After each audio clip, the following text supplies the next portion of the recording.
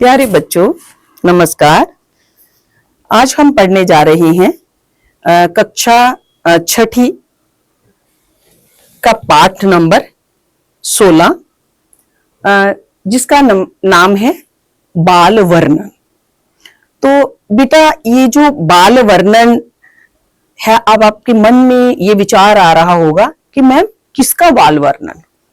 तो बेटे देखिए, पाठ नंबर 16 बाल वर्णन, ये है सूरदास जी। इन्हें हिंदी पद्य का सूरज भी कहा जाता है। ये भगवान कृष्ण के अनन्य भक्त थे। तो इन्होंने भगवान श्री कृष्ण के बाल रूप का वर्णन किया है। और जो पद इन्होंने लिखे हैं, कहीं पे इन्होंने सखा रूप में, कहीं पे इन्होंने बाल रूप में, और कहीं पे इन्होंने अपने मित्र के रूप में भगवान श्री कृष्ण के बारे में पदों की रचना की है। तो सर्वप्रथम मैं आपको ये बताना चाहूंगी कि ये जो पद हैं, इन पदों में महाकवि सूरदास जी ने श्री कृष्ण की लीलाओं का नितांत स्वाभाविक एवं बाल सुलभ चंचलता से पूर्ण चित्रण किया है कि जो बालक रूप में भगवान ने अपनी लीलाएं की, जो क्रीड़ाएं की, उनके बारे में बताया है। अर्थात श्री कृष्ण भगवान के बाल अर्थात बचपन की लीलाओं का चित्र कवि ने उकेरा है। अब देखिए, कुछ मैं आपको कठिन शब्द बता देती हूं, शब्दार्थ उनको आप ध्यान से देखिए, जो हमें जब हम व्याख्या करेंगे तो उसमें ये हमें मदद करेंगे व्याख्या करने में। अब आप कहेंगे मैम ये काहू लिखा है, इसका अर्थ किसी का, तो ऐसा क्यों? ये भी बड़ी अच्छी बात है कि श्री कृष्ण की जो पद हैं, ये सूरदास जी ने ब्रज भाषा में बड़े सुंदर ढंग से ये लिखे हैं। तो ये ब्रज भाषा है, तो इसको हमने हिंदी भाषा में इसका अर्थ बताना है। श्री कृष्ण का ये जो ब्रज में चित्रण उकेरा गया है सूरदास जी के द्वारा, देखिए, काहू किसी का कौतूहल, जिज्ञासा, जानने की इच्छा, चरणनी चरण, अरुण लाल या सूर्य, अलख होते हैं बाल या लट, तोतर तोतला, निरखी देखकर, निमिष पलक, चरावन चराने, हलदर बलराम, ओढ़न पके हुए चावलों को, भात को ओढ़न कहते हैं, दधी दही। तो ये कक्षा शह या छठी क्या 16वां पाठ है, नाम है बाल वर्णन। तो हम जो प्रथम पद जो है, हम अब इसके बारे में पढ़ने जा रहे हैं। इसके पहले मैं आपको ये बताऊंगी, श्री कृष्ण का यशोदा माता को मैया मैया कहना, ये बताया गया है इसमें। और अब नंद बाबा जो हैं, उनको बाबा कहा गया है। तो ये सारी चीजें जो हैं, अब भगवान श्री कृष्ण जो हैं अपने बाल रूप में बोलना शुरू हो गए हैं, ये सूरदास जी कहते हैं।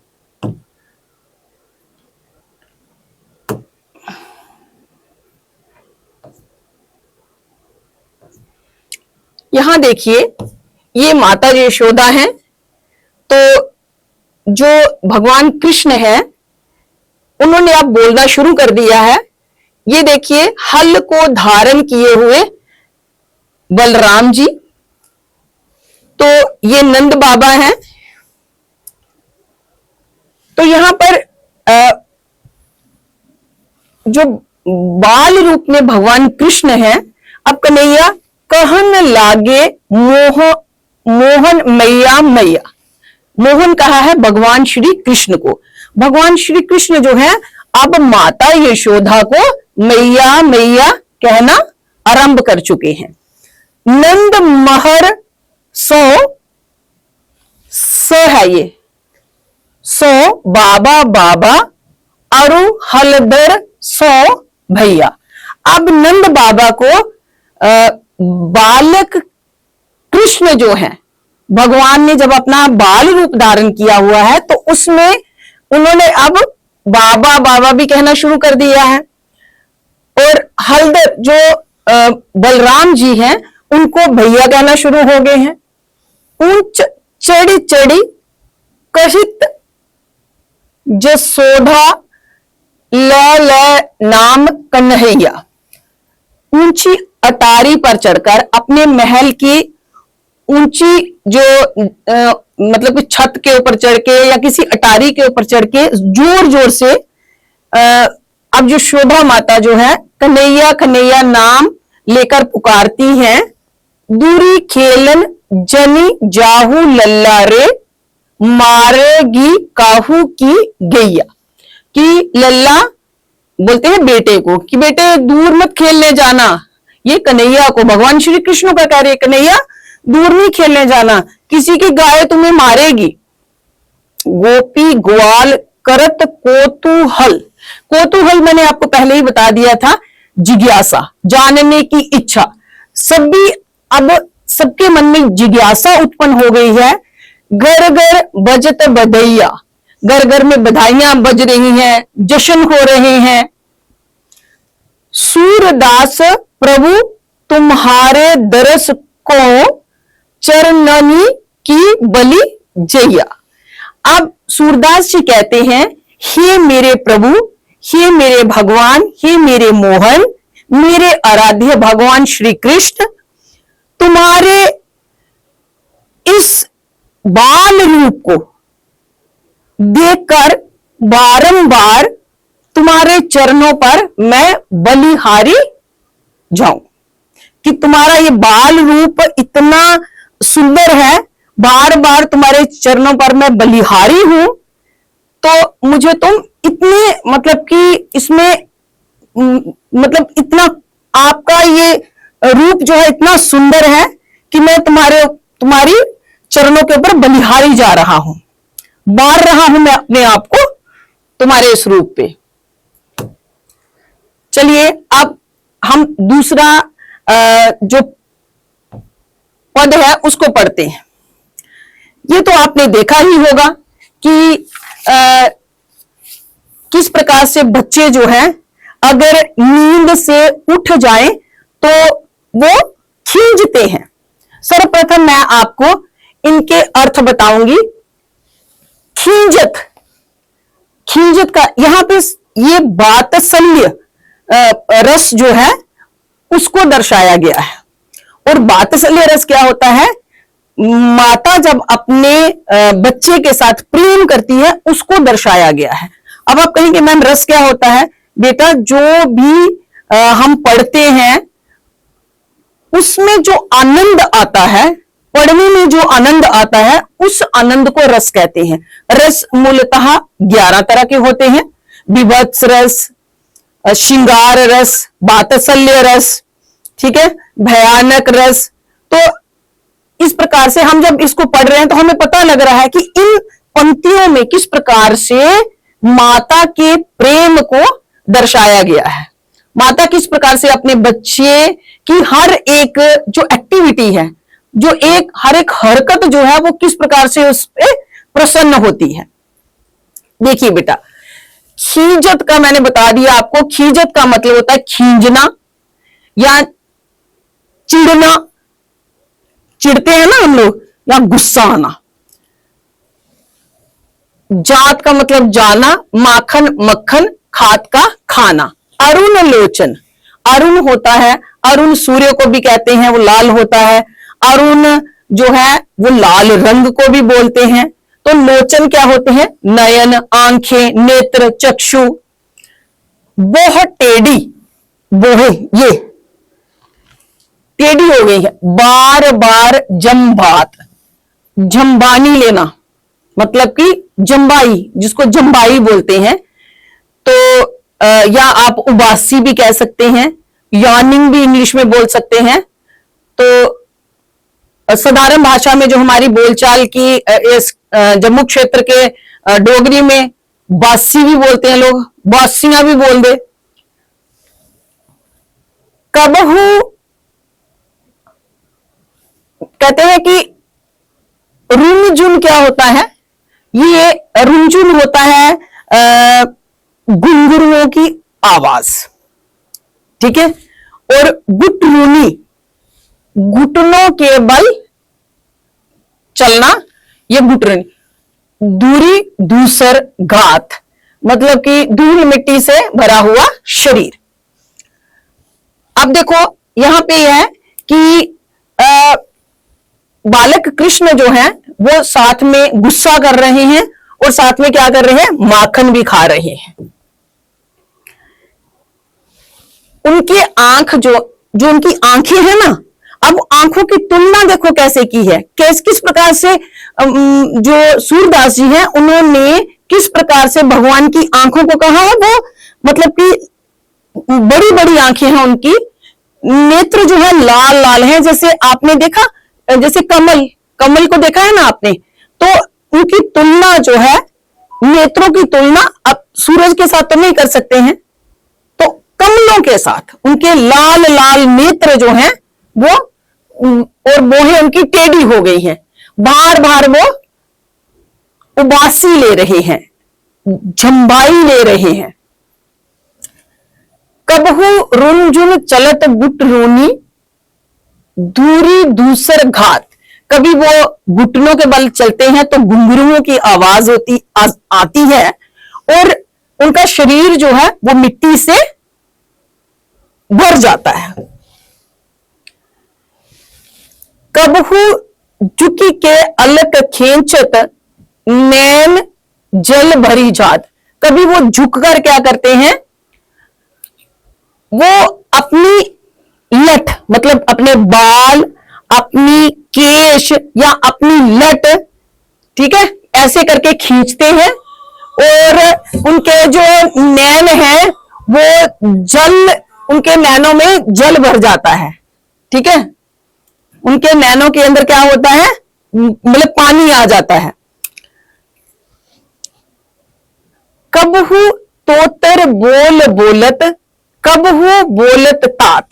कभी वो तोतले वचन बोलना शुरू हो जाते हैं, जैसे अपने छोटे बच्चों को देखा है, कहते बकरी तो वो कहते बकली, तोता, लोटी, इस तरीके बोलते हैं ना, तो तोतले बोलना शुरू हो जाते हैं। तो कभी वो अपने पिताजी को बुलाना शुरू हो जाते हैं, तात।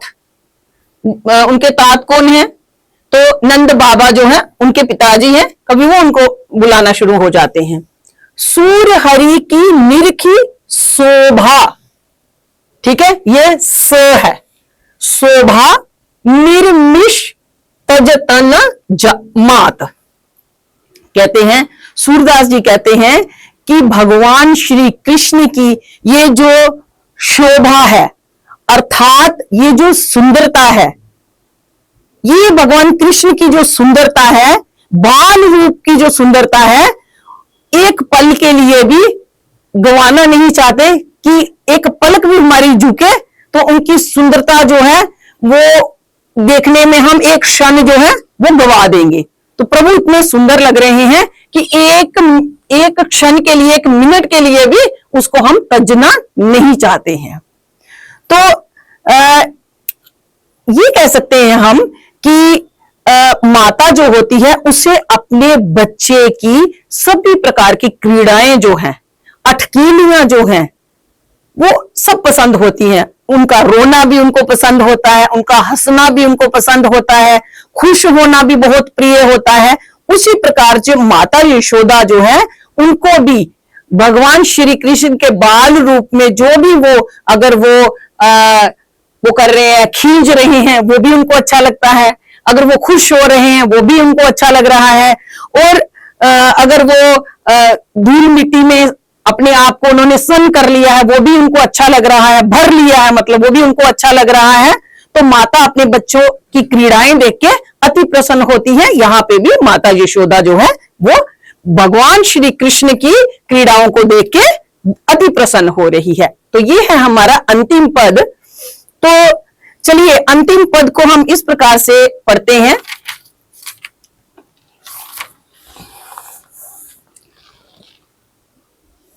मैया हों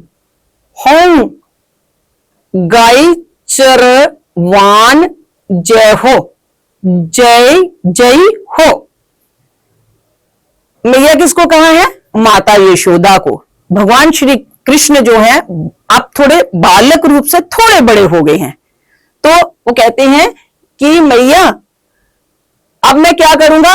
हो मतलब मैं, गाय चरवान जय हो मतलब कि मैं गाय चराने जाऊंगा, माता को कह रहा है।